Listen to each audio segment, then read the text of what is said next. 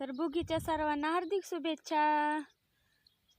आज भोगीच्या दिवशी आमच्या इकडे आंघोळ करताना पाण्यात तीळ टाकले जातात आणि केस पण धुवावे लागतात। आज परत कणिक मळताना भाकरी करताना त्यामध्ये पण तीळ टाकावे लागतात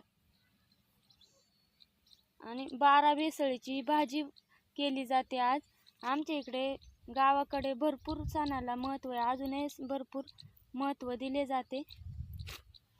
सगळे सण आनंदाने आणि उत्साहाने साजरे केले जातात। आज सकाळीच बीट धुवायला आले होते, बीट धुवून झालेलं आहे। आता परत बीट उपटायचं आहे आम्हाला। हे बघा, बीट उपटायचं आहे उद्यासाठी।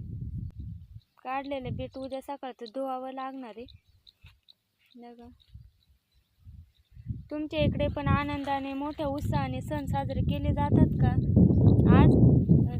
आजपासून दिवस थोडा तिळ वाढत जाणार आहे, त्यामुळे 5:45 दिवस मावळत होता, आता 6:30-7 वाजता दिवस मावळणार आहे। तोपर्यंत भरपूर असा उजेडच राहतोय।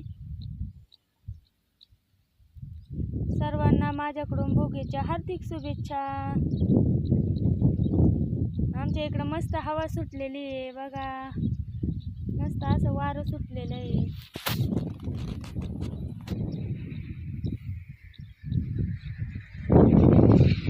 माझे व्हिडिओ तुम्हाला कसे वाटतात कमेंट करून नक्की सांगा। लाईक करा, शेअर करा, सबस्क्राईब करा। Bye bye.